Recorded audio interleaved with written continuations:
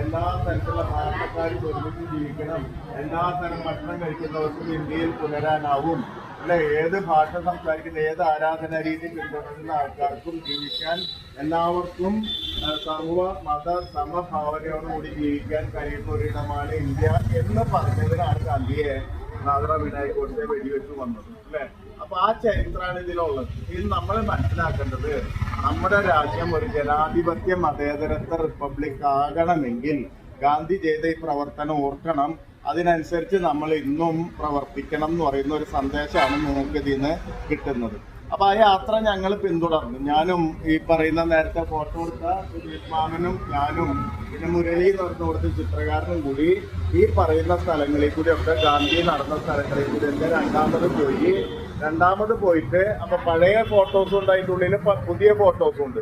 ഞങ്ങൾ പോയ ഫോട്ടോസൊക്കെ കളർ ഫോട്ടോസാണ്, പഴയത് ഈ പറഞ്ഞ പോലെ ബ്ലാക്ക് ആൻഡ് വൈറ്റ് ഫോട്ടോസാണ്. അപ്പൊ നമുക്ക് അത് തമ്മിൽ കമ്പയർ ചെയ്യാനൊക്കെ സാധിക്കും.